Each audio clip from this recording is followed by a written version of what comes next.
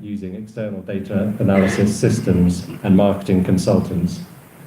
However, until the new fulfillment systems were established, it was not prudent to embark on any new planning and marketing initiatives. Despite the ongoing interest in buying ethical and the overall growth in this market, which is very positive obviously for us, there are some specific challenges. Exchange rates have increased the cost of our imported fair trade products. Some of you will be aware that Trade will be closing down their trading arm at the end of this year, citing this as a major factor. Let's call it the Brexit effect.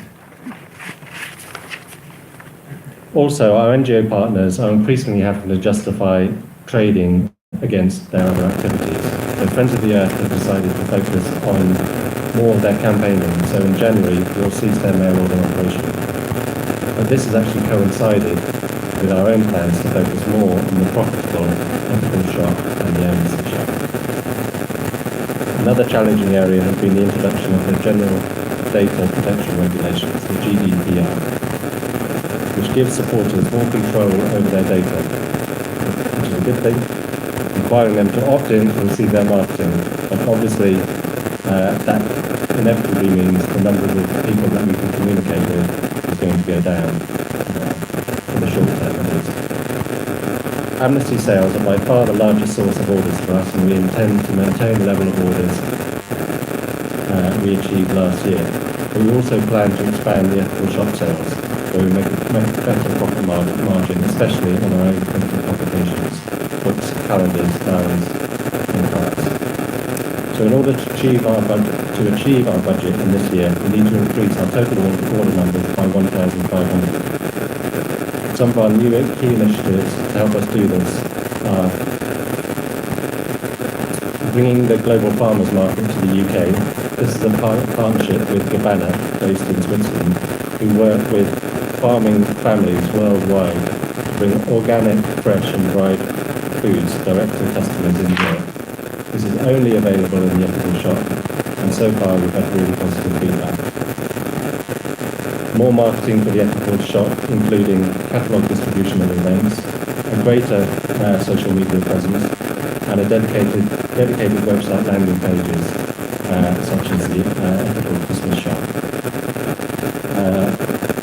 Thirdly, expanding and promoting our free range.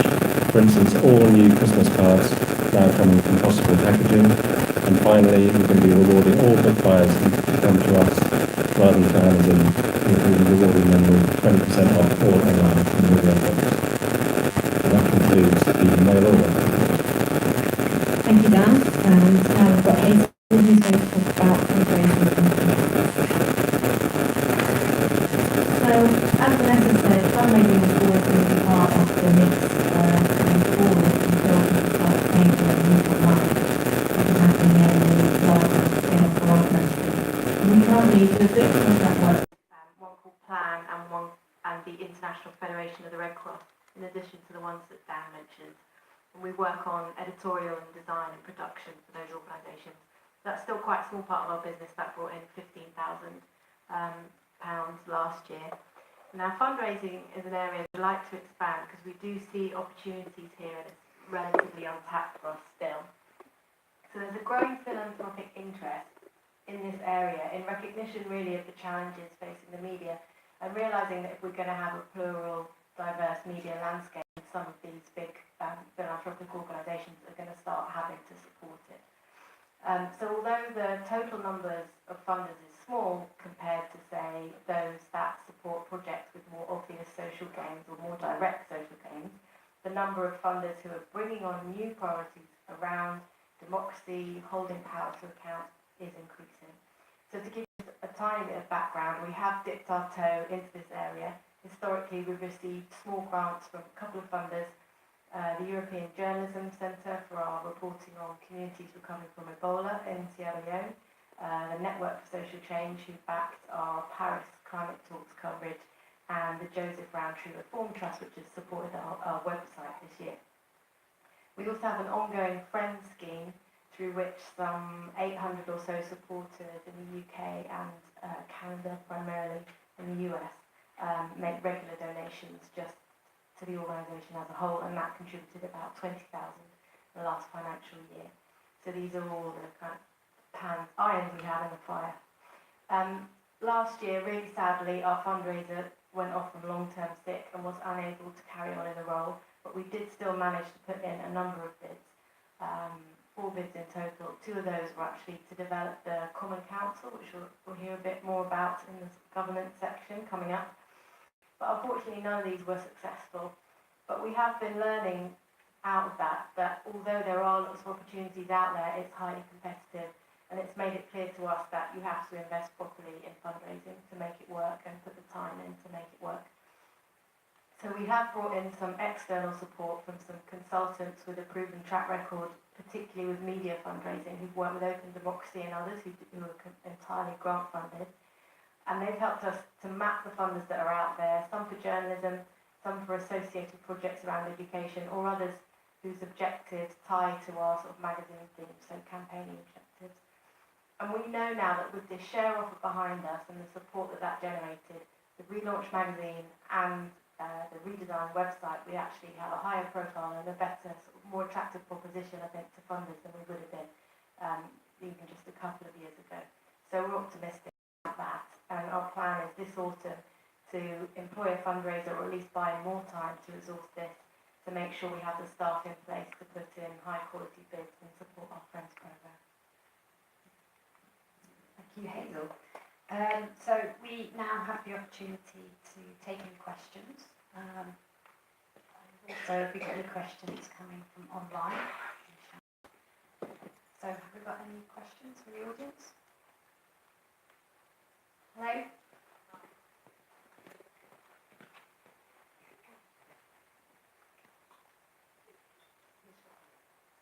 I'm Kat, I just wanted to ask a quick question to Dan, clarification. When you said you need to sell 6,000 more books a year, is that kind of per book that you the 21 you publish, or just across all the 21? Yeah, I mean that's a very general number, so it's quite approximate. So it's effectively 6,000 more copies relate to the kind of increase in budget that we want to get. So when we've sold over 100,000 copies across all of the books, plus obviously the digital books that we've sold, another 6,000 will help us get to our budget, which is another 40,000 on top of into £40,000 worth on top of what we made this year. That sounds achievable if it's like 6,000 across the whole range. Yes, yeah, it does. Yeah, it does. And yeah, we're very hopeful, and obviously we'd like to go a long way beyond that, and we've got some fantastic books that we think will help us do that. Thank you. Have we got any other questions? Okay.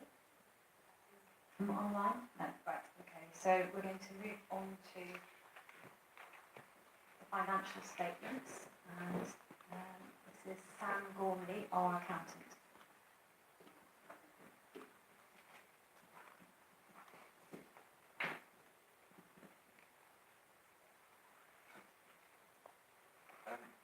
Good evening, everyone, and once again, thank you for joining us. I think just before I start talking about the financial statements and looking at the future, I just want to give you a summary again of how New Internationalist Publications and New Internationalist Cooperative and that fits together. If you remember, during the share offer, we launched the share offer with New Internationalist Cooperative as this community share offer, and the New Internationalist Cooperative owns 100% of the shares of New Internationalist Publications. So the publications is obviously the trading side of New Internationalist group, if you want to call it, and those are the accounts that we're looking at today as the New Internationalist Publications. So I think just looking at the abbreviated profit and loss. First of all, everyone does have full copies of the financial statements of New Internationalist Publications and New Internationalist Cooperative. They are the draft financial statements. the auditors, Critchley's, didn't manage to get us the signed off statements in time, and we do apologise for that. I do not expect them to change, to have any material changes, and we can assure you that probably during the course of next week, the final accounts will be emailed out to all of our shareholders or made available to all of our shareholders. Our turnover for the year, as you can see, 2.144 million, with a cost of sales of 1,645. Just looking at that turnover, we had magazine income of 592,000, publications income of 344,000, fundraising 35,000, and our mail order 1.145 million. And the balance contracts, Canada, income and other was just over 28,000. And I think if we look at the detail behind that, we'll see that our mail order has had an increase in turnover, publications and magazine income. Unfortunately, we'll see was down on the previous year, and that's what's driven the decrease in our turnover from year on year. So obviously our cost of sales was higher, and that was primarily driven by the mail order business. Higher sales means higher cost of sales. For that, we had increased CSO investment spending, and some of my colleagues have spoken about that already. And we had our general admin. If you have a look at year on year, our general admin increased by just over 4%, and we can clearly see that that was as a result of a bad debt that unfortunately was written off, which is in the financial statements, as well as the increased pension costs, which we're all aware have been coming through. So there's been no extraordinary expenses or anything that we can see. Just one point to note, the wages and salaries excluding directors, yes, we can see a big increase coming through there, but further down the line, salaries and fees for directors, we will see a corresponding decrease. And the reason for that is simply the way that it's classified in our financial statements. If someone joins... Sorry, I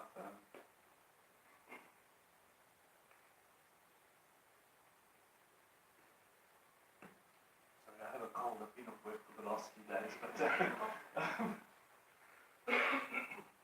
when a director joins an Internationalist, they only become a director after they've served their probationary period. So the salaries will be classified differently, and that's just the reason for that.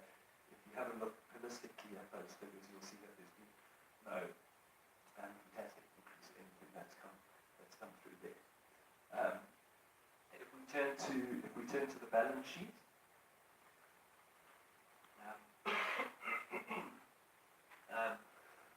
I'm not going to analyse the figures in detail, but you will see that our current assets as at year end 1.3 million, up from the previous year, and that's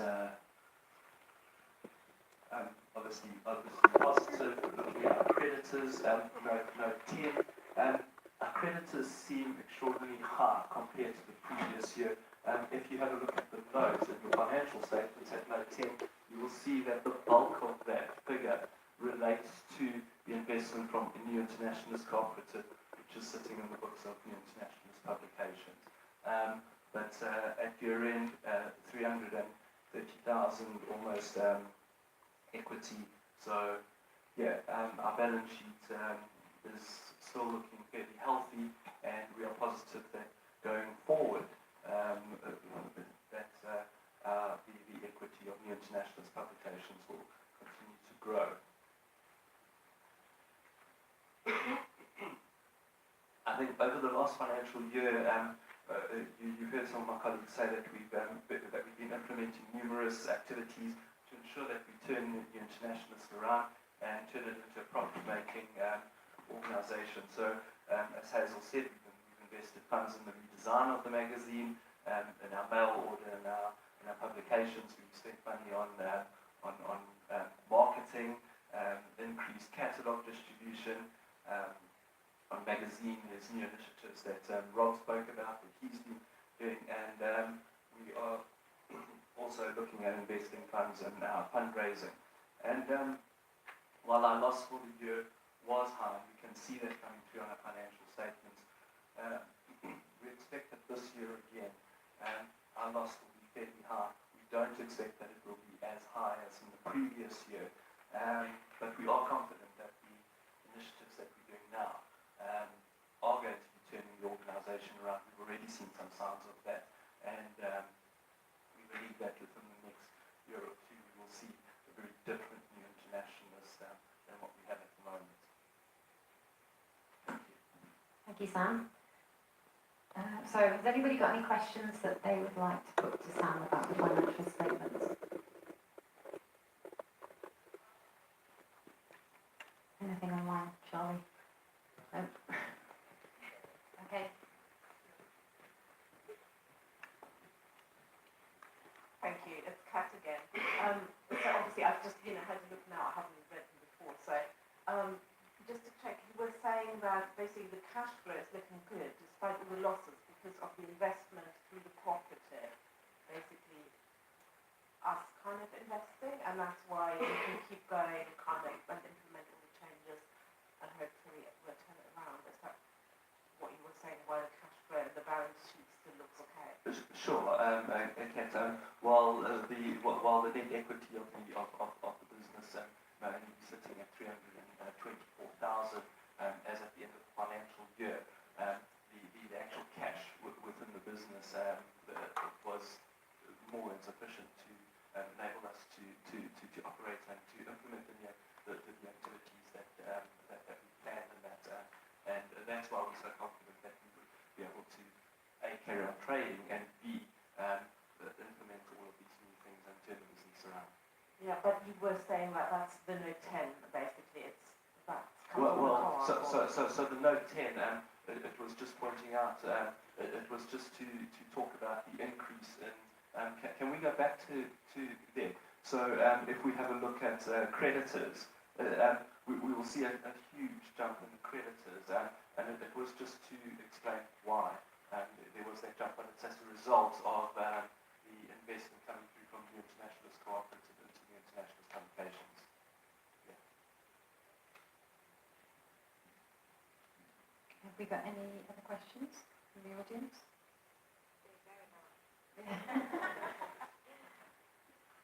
Okay. Obviously, if you can think of any questions in the next hour or so, you can obviously ask us later on in the bar.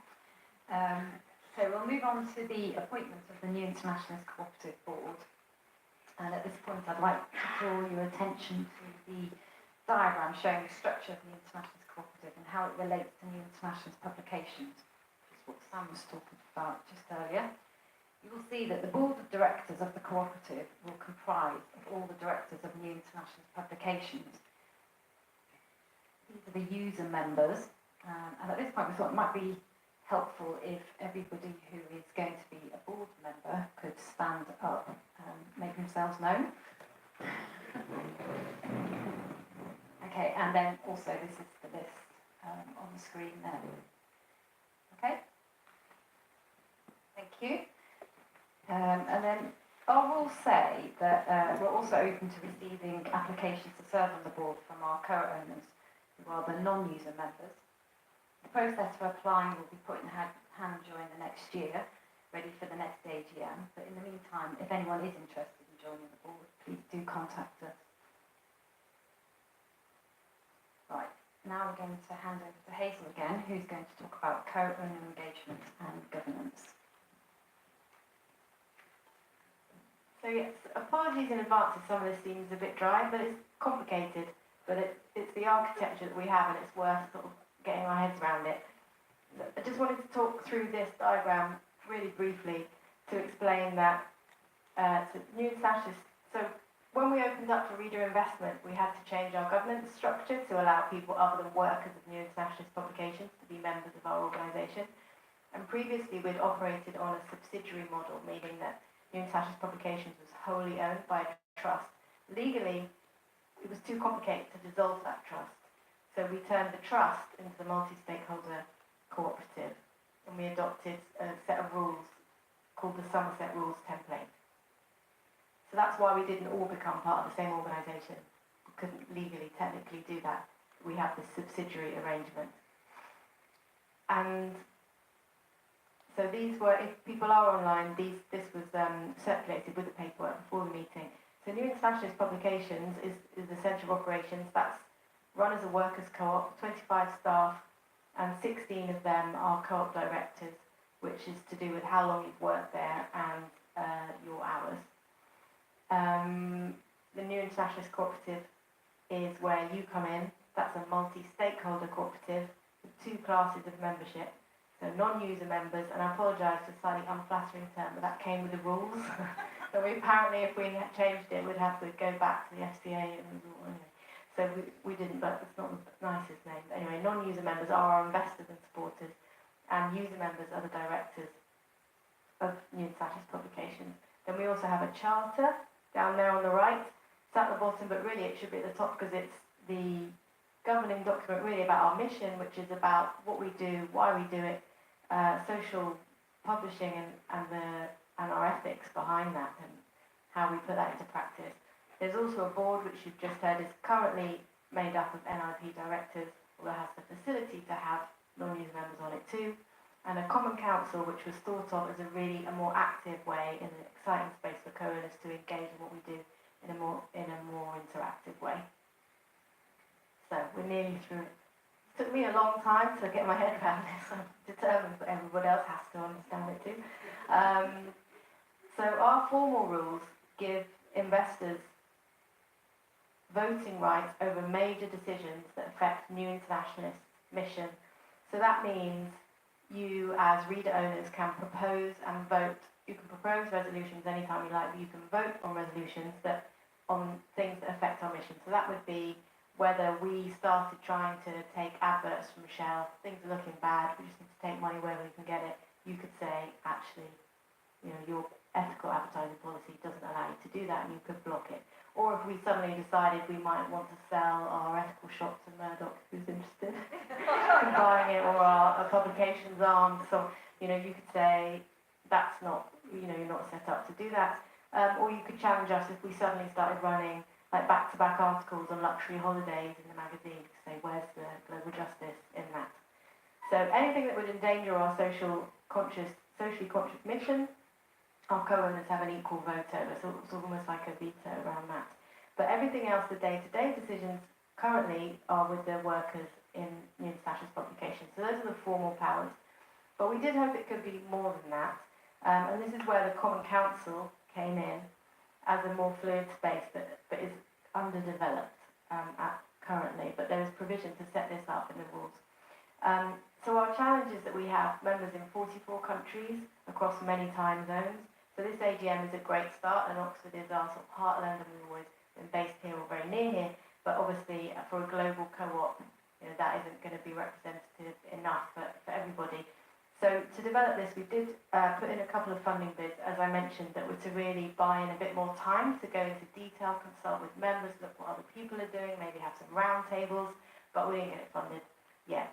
So in the meantime, we did ask our owners what their appetite for involvement was. And thanks to anyone here if you did respond. We had a 20% response to that survey, which is very good, I'm told. And interest varied from people just wanting to be kept informed about what we were doing once a year in some people's case, and others who actively wanted to come to meetings and be more involved. So about 75% of people, and the person actually who helped us write this survey is in the front row, so she'll remember some of this. 75% just wanted to know what we were doing with quarterly reports. 60% wanted to be consulted about things, and 20% wanted to actually help steer our work. And so to give you an idea of the diversity of that, so there was 133 people said they'd like to sit on a body or come to meetings, which is kind of Common Council territory. and 60% of them were in the UK, and the rest was split between Australia, New Zealand, Canada, and the rest of the world. People did also offer their services as ambassadors for New Internationalists, and they talked about ways they could network, bring in new readers, run campaigns, or provide feedback and opinion. So those are the ideas that were coming back from owners. We also did some preliminary research by speaking to other media co-ops, like the Bristol Cable, that's a very active media co-op in Bristol. But it's a local operation, and so they can just get everyone in a room to vote at tables. That they serve a local group of stakeholders, whereas our readership and our stakeholders are global, so it presents a different set of challenges. But we've got some good advice from them. And we also work with someone called Dave Boyle, who's a bit of a sort of community share offer spiritual leader for NI, who kind of talked us into like taking the plunge to do that, to see what other models are out there internationally that we could look at adapting, because lots of companies obviously work transnationally, so there must be things that people are doing. He couldn't be here himself, but he sent this video to feed back on that. So you're going to hear from Dave now. Hi, my name is Dave Boyle. I work for the Community Shares Company, which is the organisation which advised New Internationalist Cooperative on the process of undertaking their community share issue, becoming community owned, and taking all you on board as investors and members of the cooperative. Now, in the documents which you invested or read before you invested, there was talk of a Commonwealth Council, a way to bring on the views and an input of investors and members into the work of the New Internationalist. And that's something which has been going on behind the scenes, and I just wanted to give an update to everybody ahead of the AGM about where things are and why we've not made as much progress as has been planned. So, we've been clear that a big part of this is some kind of online system which enables people to easily and simply understand what's going on, to provide a forum for discussing these issues with other members and to make proposals and for them to sort of be moved forward.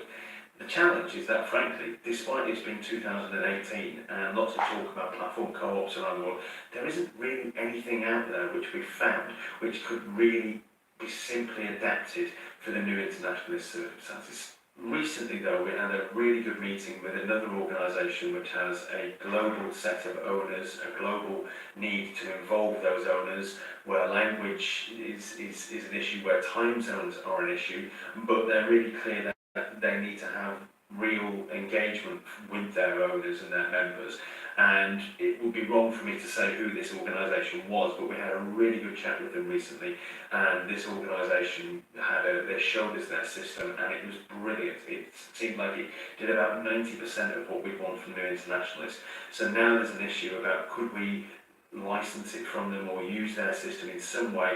They're at a stage where they've had lots of people make similar requests to them. They recognise they've built something for themselves which could be useful to lots of other organisations, and they're interested in making it available to those organisations, but they need to work out how they do it and how they charge for it. So we're continuing to have those discussions with that organisation, and we're really hopeful that we've found something at last which enables us to involve you, the investors and members, wherever you may be in the world, in the active governance of the cooperative. But even if we're successful in that, it's not going to be the full story, because that's great if you're online. And whilst lots and lots of people are online, lots of other people aren't, and lots of you might be people who have invested in New Internationalists. Lots of you might be online but can't stand engaging with things online. So we still need to think about how we find other ways to have participation beyond online forums and text-based typing kind of things. So that might involve telepresence, for want of a better word, the way in which you're watching this on a video. Maybe we can have something a bit more sort of immediate. Maybe we could have meetings which are held in places where we know there's lots of investors who happen to be able to get into those. Some cities like maybe Toronto or Sydney or somewhere like that, where we know that there's, we could get quite a lot of people to come along to that. So it's not going to be a kind of online and you come to a meeting in Oxford. It's going to be about trying to have a system which isn't overly burdensome and doesn't involve too much management from the New Internationalist team, who at the end of the day will be better deployed on producing, frankly, a kick-ass magazine which increases its number of subscribers and advertisers. But it will be something which reflects the fact that New Internationalist investor pool is something which is special, and it's different to maybe a lot of the kind of hip young gunslingers who are developing in platform co-ops, for example. So watch this space, but we really wanted you to understand that we are trying our best, and it's because we want it to be really good rather than be something which sort of ticks a box that it's taken this long. But we do recognise that we can't let the perfect be the enemy of the good, and we will have something in place by this time next year.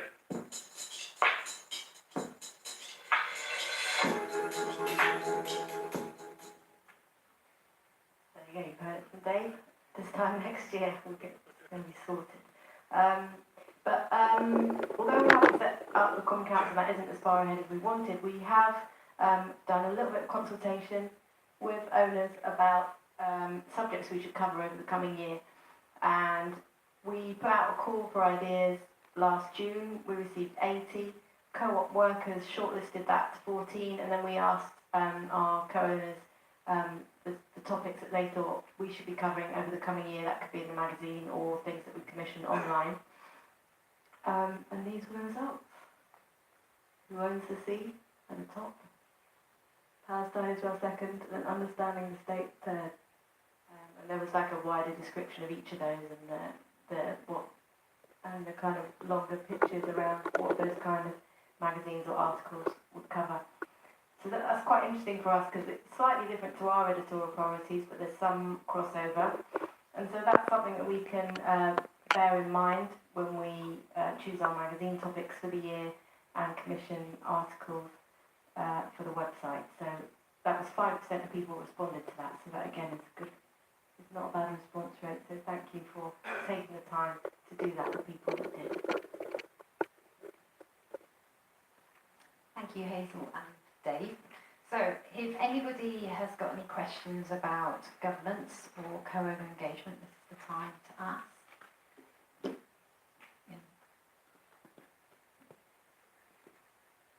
Hi, I'm David Tawari, and it's not really AGM stuff, but I haven't received anything for these surveys, because I probably would have filled them in, I don't remember doing so.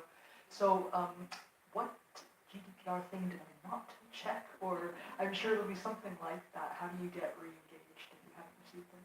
Well, Catherine, who's here, maybe not in this room, is managing the database, so she will just make sure your email address is on it. But did you receive the invitation? I did, so. Because it was in the invitation, so it was like the last point. You have to be quite dedicated. That's it, just my dedication, sorry about that. I think it was more that people who didn't come to the AGM perhaps made sure they did the survey or something. Maybe the really committed people who came to the AGM missed the survey because they're so busy reading the accounts. Absolutely.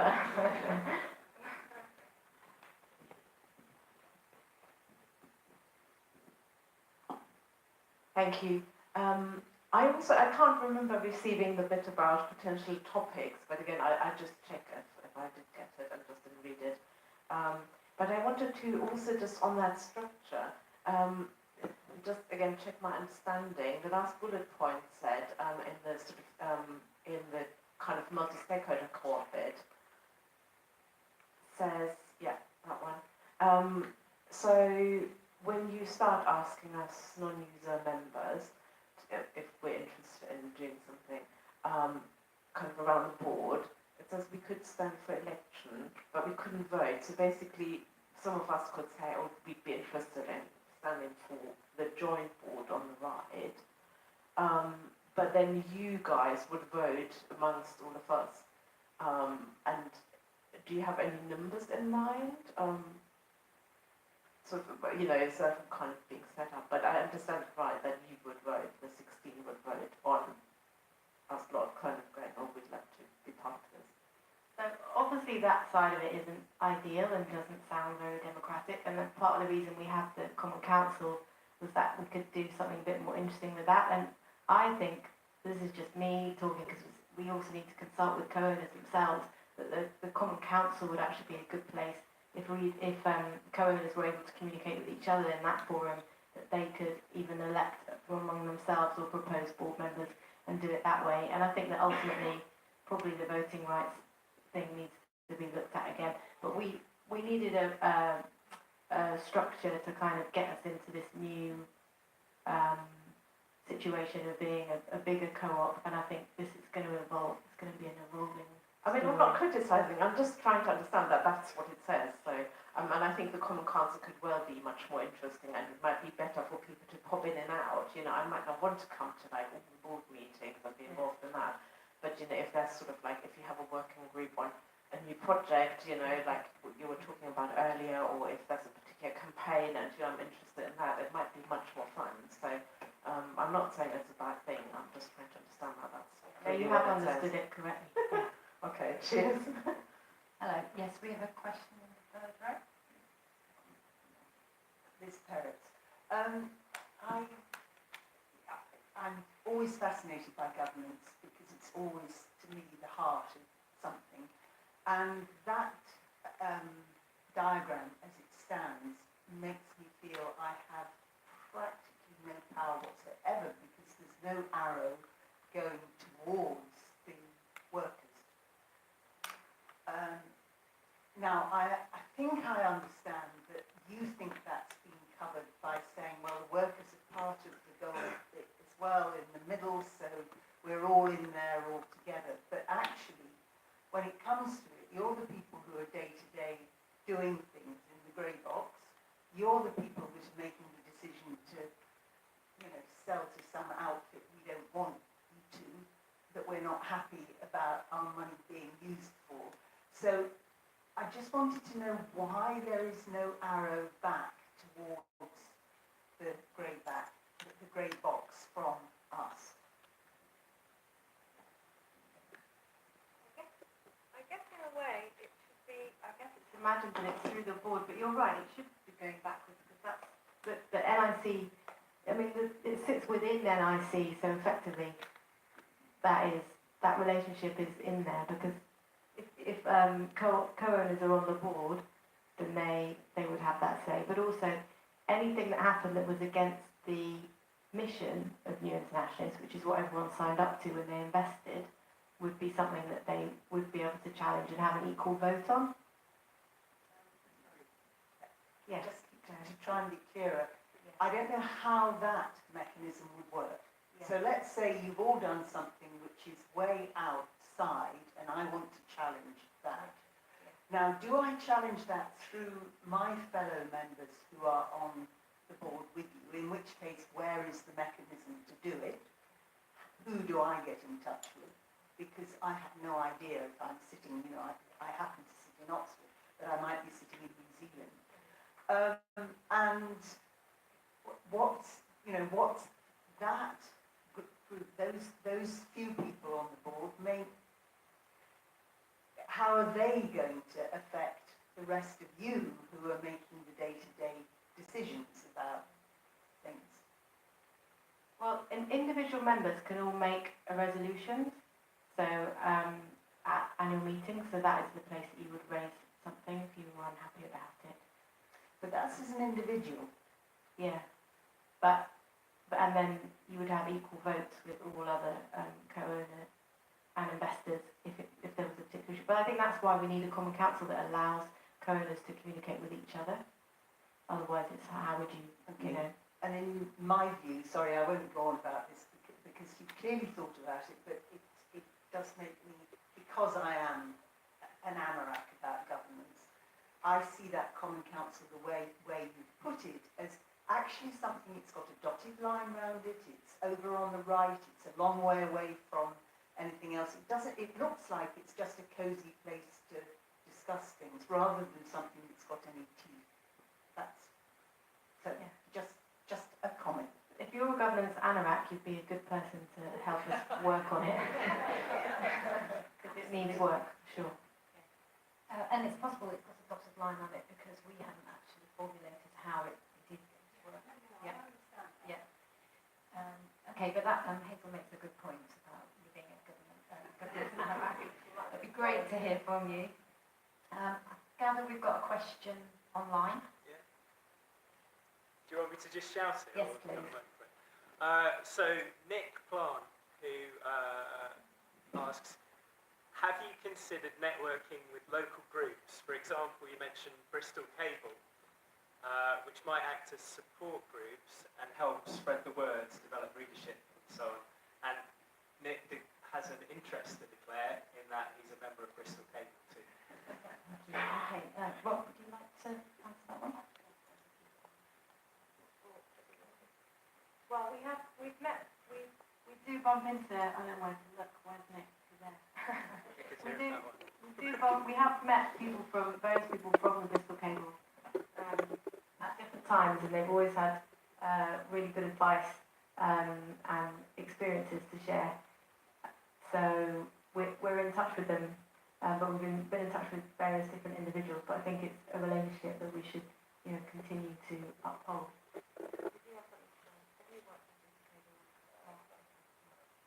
Yeah, but they're definitely an ally and people who have similar interests to us in terms of involving membership. We'd be interested in working with them. I think it's local groups more generally. Yeah. Networking with local groups. Maybe you should tell me more what you mean by that.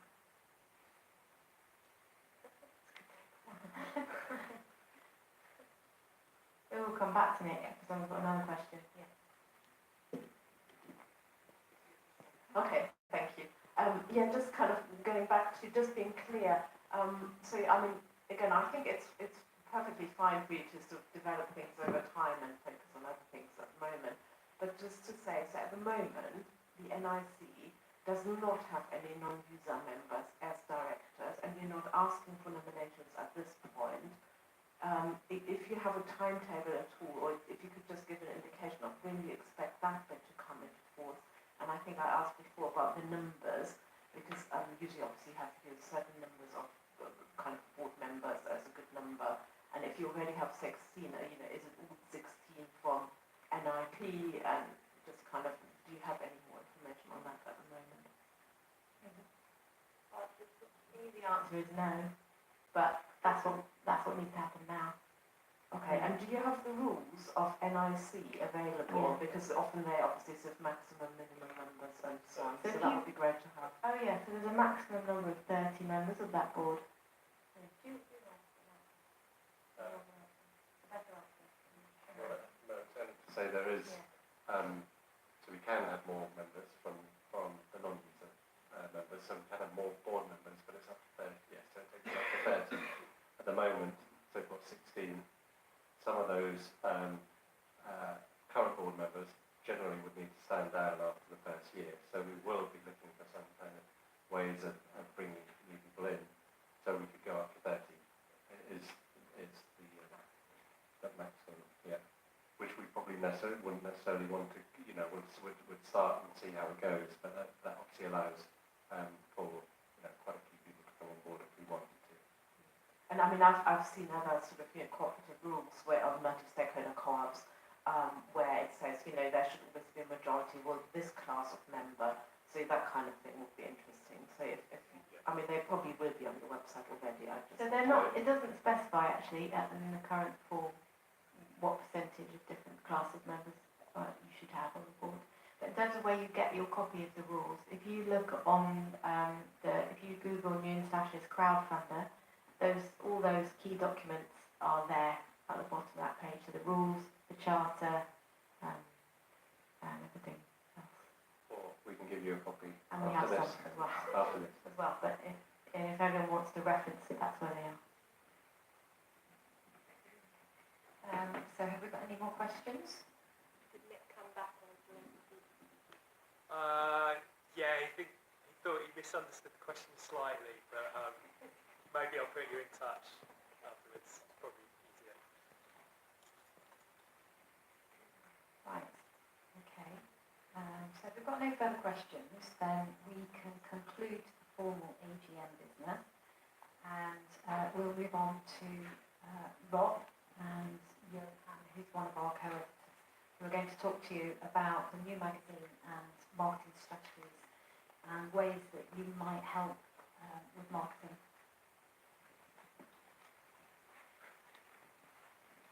I'm going to pass to Johan, who's going to give you more of an insight into the new magazine. I'm sure probably most of you would have seen it already. He's going to give you more of an idea of what it's about, and then I'll just talk to you. If anyone does want to kind of help out, then I'll just talk to that very briefly. Hi, so yeah, I'm Johan, co-editor at Internationalist.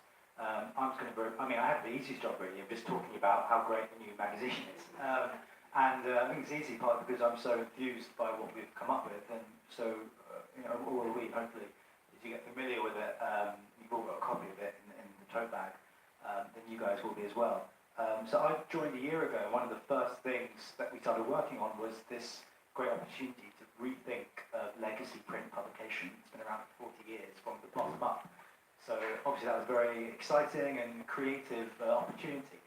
And we would have, as co-editors, weekly meetings with a table that sort of plastered in magazines that we thought could inspire us, everything from Mother Jones, New Scientist, all these kind of publications out there to see what we could take, what we were inspired by, what we didn't like, and we basically just methodically went through each page of what's now the old magazine and thought, can this stay, how can this be improved, what could be added, and so on. We canvassed opinions from former editors as well, people in the Australian office, and the whole team to find out what sort of things we wanted the new NI to have. And a lot of this was really sort of about balancing something, because now that it's almost twice as long, if you're used to the old magazine, there'd be the big story, which is the central section at the beginning, and then articles and columns and so on. But now that it's twice as long, that would seem a bit unbalanced if you had sort of substantial thing at the beginning and then lots of short things afterwards. So the main sort of solution we came up to was a long read. And if you've been reading the Guardian long read, or maybe you listen to a podcast like Longform, you'll have noticed how in the past few years long reads have become really popular. And it's almost certainly because people get fatigued with the sort of short form, social media sort of clickbait stuff that's out there, and really like these sort of immersive reading experiences. And so the long read kind of functions as this kind of way of getting some equilibrium in this new longer sort of magazine. And the new one, which you might have read or not yet, is by Peter Adamson, our founding editor, and it's a very interesting, well-argued, provocative case about meritocracy.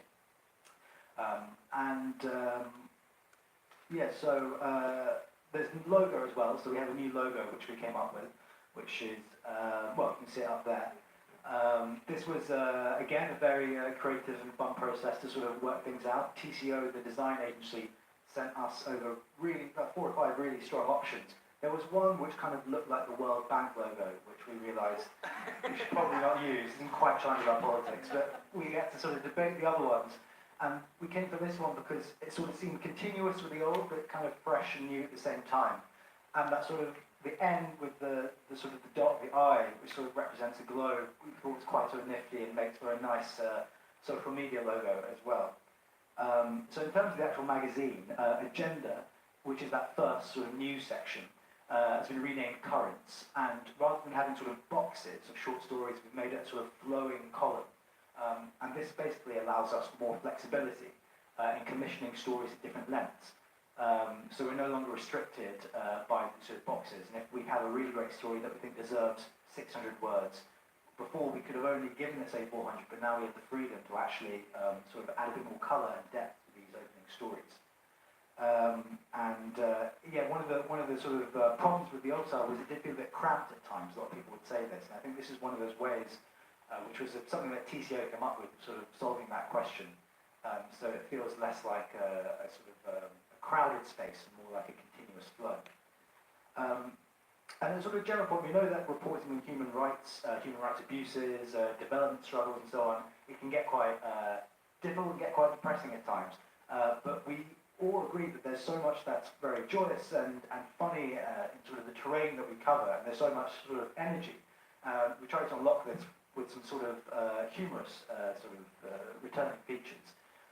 So there's an irreverent advice column, which sort of plays with that Reader's Digest format, of the person who gives advice to letters that are written in, but focuses on sort of very contemporary ethical and moral dilemmas.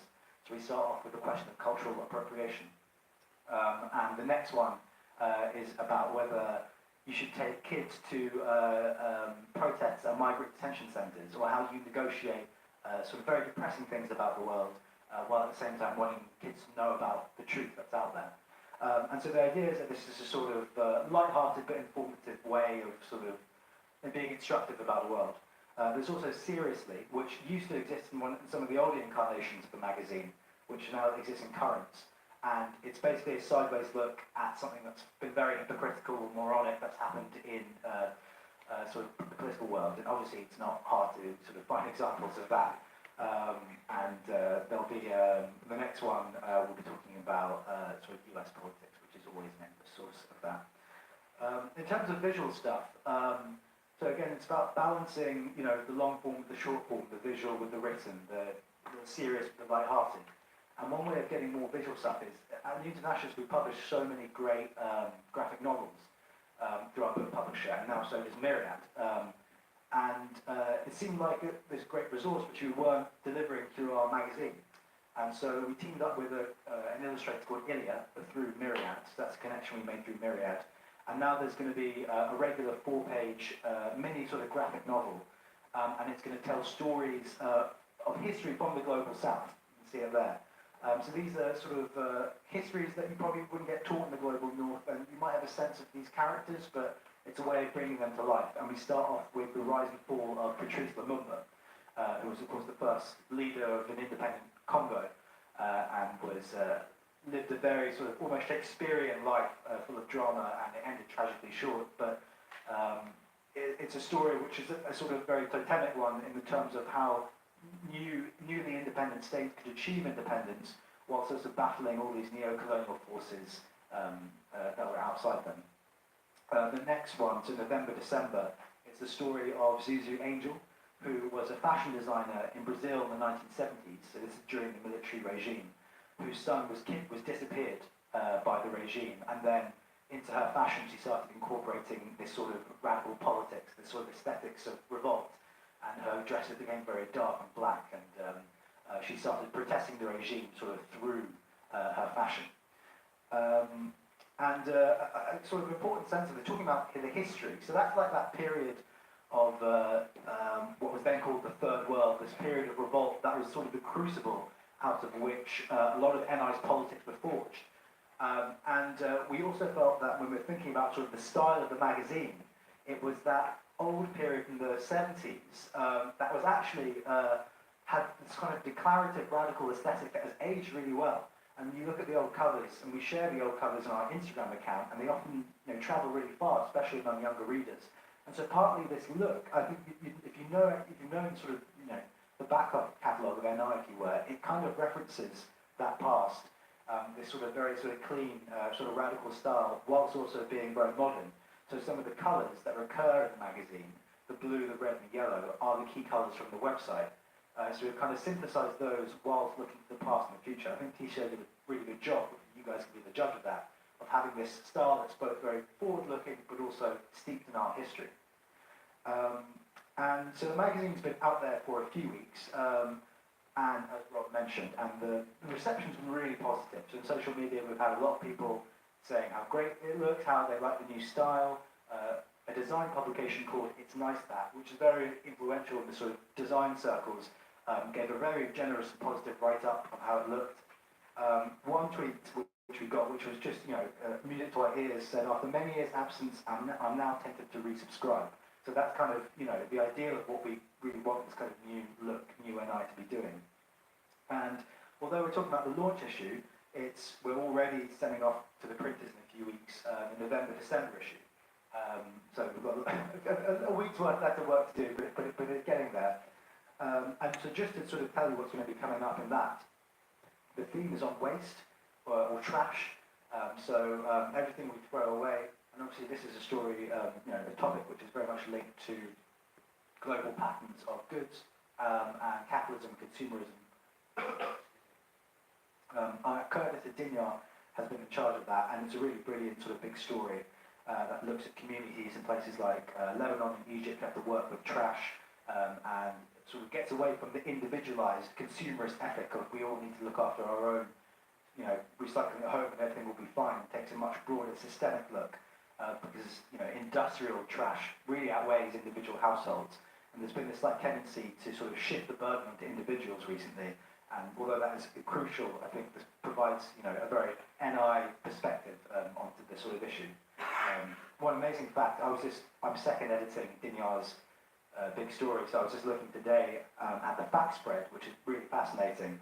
And I was amazed to find that half of all plastic that is manufactured, that's existing today, was made in the last 15 years. So there's a real acceleration of these problems, and it's coming at a really high speed.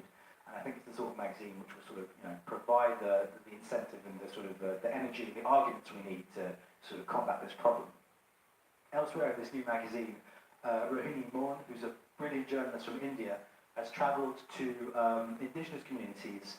So these are parts that get written about a bit. If you sort of read Arundhati Roy, these kind of indigenous battle with the state is often covered, but it's very rarely actually reported from the people who go there. And she's done an amazing job going into these places to cover a new movement of an indigenous group who have been erecting stones which have the Indian constitution written on them, which has a reminder on it which says that their lands can't actually be sort of rapaciously put aside for mining developments without their consultation. And the Indian state and Indian government just don't listen to this at all. So it's a really amazing sort of story of defiance. And elsewhere in the long read, if anyone was sort of, I'm sure we all were, scandalised by the Windrush scandal, we have a long read which really puts that into historical perspective. So in 1987, the British government contracted a passenger ferry to act as a floating immigration detention centre just near Essex. And it's this story that's kind of been forgotten from sort of the mainstream discourse. And it was mainly to house Tamil refugees from Sri Lanka who were fleeing pogroms. And at that time, immigration detention wasn't really as common as it is now. And it kind of the long read sort of reconstructs this event in 1987. This is when the Great Storm happened late that year, with Michael Fish, and there's going to be no hurricane, and then there was this sort of huge storm. And actually during this storm, the ship sort of broke free from its moorings and almost sort of sunk, basically. And it's this story which is then being used to tell the story of how Britain has basically betrayed the Commonwealth. And it sort of provides a legislative and ideological background for how the Windrush scandal happened. Elsewhere, there's a debate which we've brought back, the debate section, and Rose Manji is making a very great case. It's a sort of fiery debate that Hazel's been editing about whether Africa would be better off without foreign aid. So it's a very sort of fiery debate, which will be very interesting. And we're ending the magazine with a new section called What If? And basically it's a sort of utopian, but it's ideas which seem utopian now, but which in a few years need to be put into action if we're going to sort of change anything meaningfully. In the relaunch issue, it's what if people could migrate freely. So it's basically imagining a world without the cumbersome and unnecessary border regimes we have. In November, December, the piece is on what if social media companies paid us for the privilege of using our data. So it's again these sort of ideas which I think need to be discussed now, and which would certainly change our relationship to the big sort of tech giants.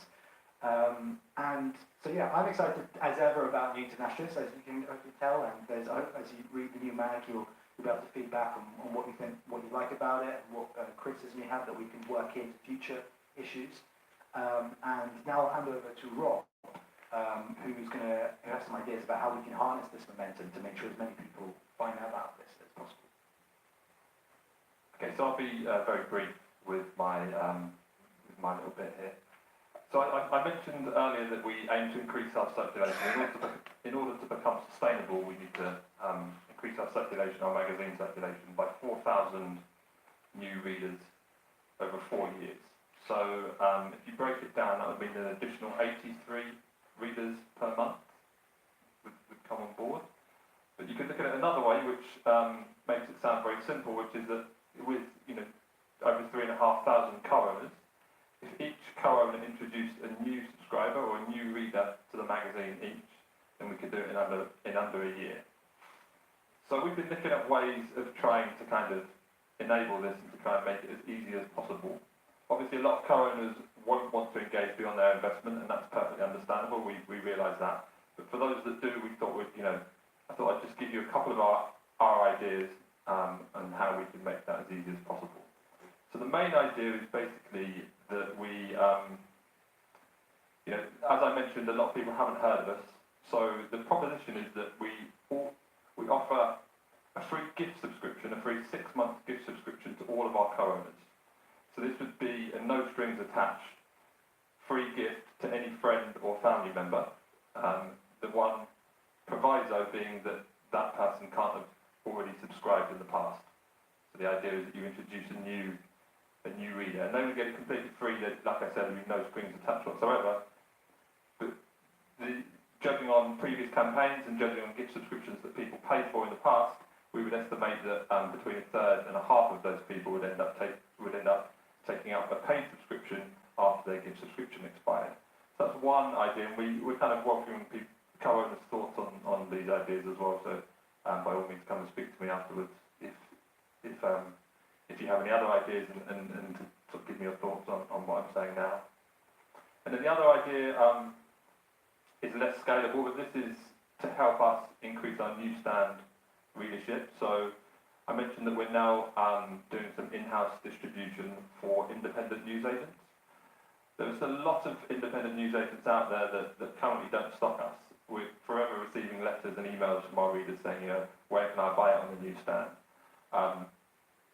So this is another idea. If you think that your local shop or your local independent newsagents should stock it, if you feel that it attracts a demographic that would be open to reading the New Internationalist, the other idea would be to just simply approach them and to ask them if they would stock the magazine. We've brought some magazines along here now. You can always take one and take it down to your shop. But that was another idea in order to increase our newsstand presence. Doing it through agencies has proved a very slow process. So any help that co-owners could give us in expanding our newsstand presence would be very welcome as well.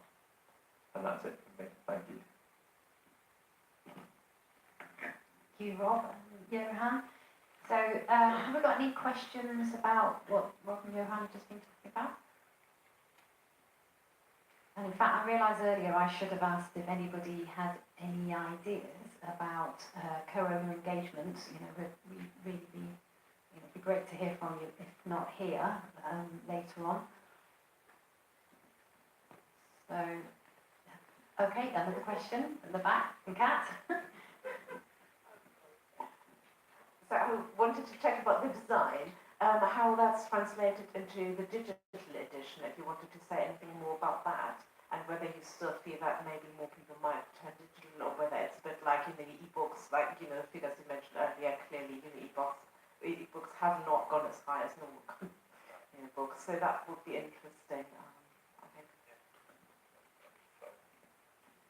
Yeah, so the design is the same. So we have a digital distributor, and they just take the same format that we use and kind of put it into it's not a PDF, but it's kind of like a replica PDF format.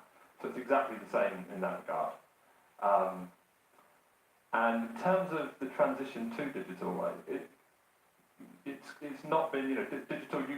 Many people assume that kind of print magazines are a thing of the past, and that everyone's turning to digital, but actually that hasn't proved to be the case. I mean, all we can do is kind of provide the format, any format that we think people may desire, and then, wait to see how the market responds. And at the moment, it's still 90% print and only 10% digital. Digital subscriptions are increasing. Overall, I showed you the graph earlier that showed you our overall circulation, and that you saw that there's been a slight decline over the last year. That hasn't been the case in digital. It has increased over the last year, I think, by about 15%. So there is a transition, but the transition is extremely slow, and kind of would be silly to try and preempt that. So so at the moment we just provide every format you can, and then let people choose.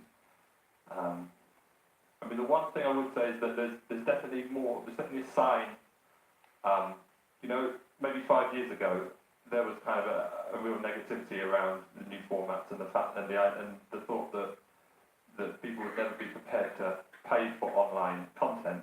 That's starting to change. People are starting to understand that the challenges of serious journalism, and readers are starting to understand that you do need to pay for it, and that the format is kind of neither here nor that, whether or not it's online, whether or not it's in print. You do need to pay for it if you want quality journalism. And that's been encouraging. So, you know, one of the signs of that is that the way that media, the industry in general, the way that media is being funded, for the last 4 years we've seen a trend of, you know, the main division is between advertising and by reader funding. And for the last 4 years we've seen a 2% transition from advertising to reader-funded models. I dare say Donald Trump's very kind of, you know, outward fake news agenda has helped serious news channels as well. So, yeah. Thank you, Bob. Any more questions? Okay, so now we're going to hand over to Hazel, who's going to make some closing remarks. Wrap up.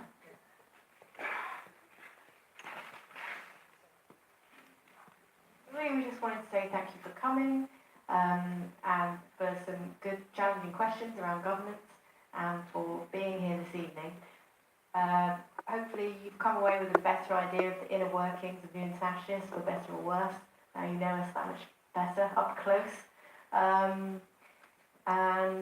A few ideas of ways that governance can help, whether that's by taking home an ethical shop catalogue a day outside and